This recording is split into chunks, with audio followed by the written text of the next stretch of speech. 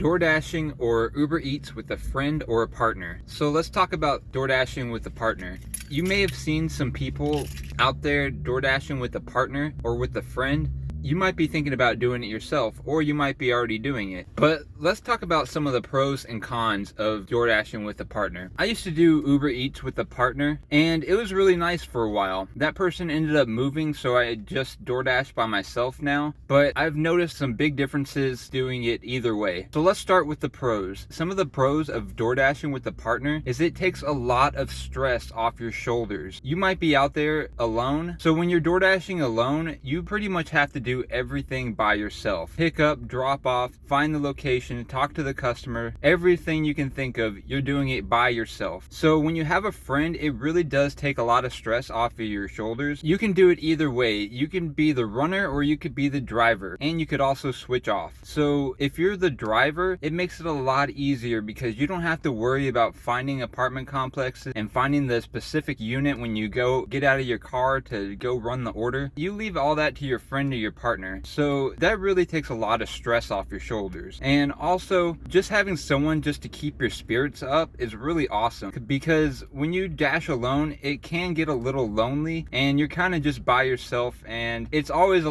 little better if you're singing in your car with a friend than if you're just singing by yourself. You kind of look kind of crazy. DoorDashing with a partner can be really beneficial in some situations. Let's say you're dropping off an order and you get to the location. If you're at the apartment complex, you can have that person run and go drop off the order, and before they even drop off the order, you can just mark it as complete because you know it's going to get dropped off. If the customer walks outside before your partner drops it off the order, they'll most likely see them in time, so it won't be that big of a deal. Just wait 10-15 seconds to complete the order, and that way now you're able to find more orders faster rather than waiting to actually complete the order and wasting a little bit more time doing it that way. Also, parking is a big deal. So if you live in a big metro area and it's impossible to park some places, it is really nice to have a friend who's driving so they can basically illegally park anywhere, because if someone's going to tell them to move, they're easily able to move instead of dashing alone where you would have to find some place to legally park, and now you're having to walk an extra 5-10 minutes just to get to that apartment complex to drop off. That can be really annoying. So it's really nice to have to just sit in the car in case anything happens while you're parked. Another pro is being able to text and navigate. So when you're dashing, it can get really frustrating if the customer is constantly texting you and you're trying to drive and you want to text them back, but it's just really not possible. Yeah, you can use Google Voice, and sometimes Google Voice just really messes up. So it's really best just to wait until you get to a spot where you can text. But if you have a partner with you, then that person can take over the phone, text back the customer really easily, because they're just sitting in the passenger seat doing nothing essentially. And so that's really nice. And being able to navigate, sometimes the GPS really messes up and it will send you in the complete opposite direction of the location that you're trying to go to. So if you have a partner, they're able to easily just look up the location and take you to the right place. You basically have a co-pilot with you, and it's really easy just to have them navigate and work the app. So all you have to do is concentrate on driving. So those are some really good benefits of DoorDashing with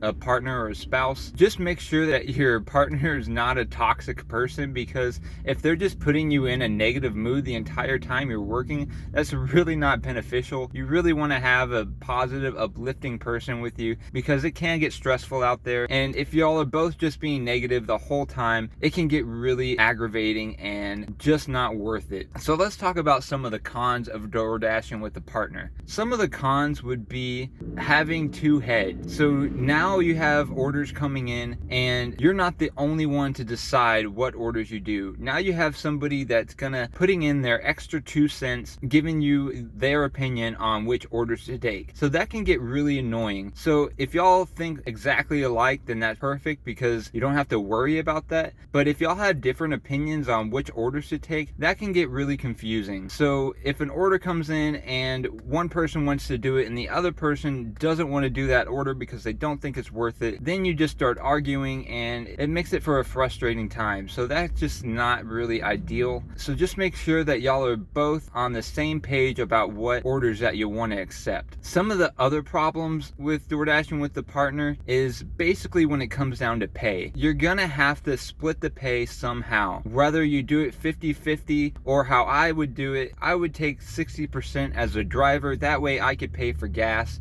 and I would give my runner 40%. So that really made it just really easy just to split it up, and they don't have to worry about paying for gas and I get that extra gas money. But really when it comes down to it, whoever's app the name is under, they are getting absolutely screwed with their taxes. Now if you're DoorDashing with your spouse or your loved one and y'all just split the money, y'all have combined income and doing the same taxes, that makes it really easy. But if you're not, if it's just a friend and they're just getting the money at the end of the night and that's that, then at the end of the year when you go to pay your taxes, you're basically missing out on half of the money that you earned so that you can pay your taxes with. Because with it being an independent contractor, you're gonna have to pay your taxes at the end of the year or quarterly. So just keep that in mind, because you're basically losing out on half of your money there. So that means that that partner is taking away half of your tax money. So you have to pay 15% of what your taxes are. So if you're already losing 50%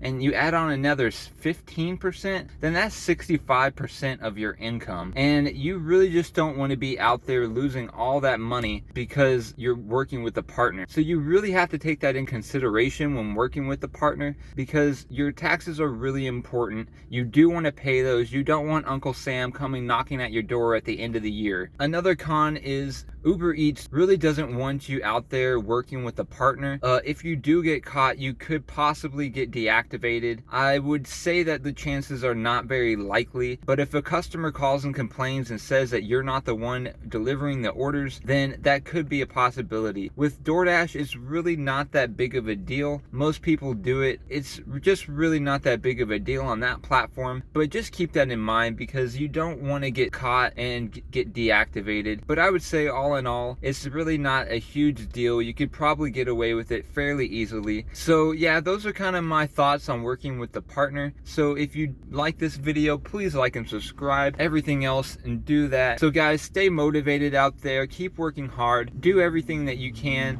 to make the best of your life. Yeah, we appreciate y'all and have a good night and a good day.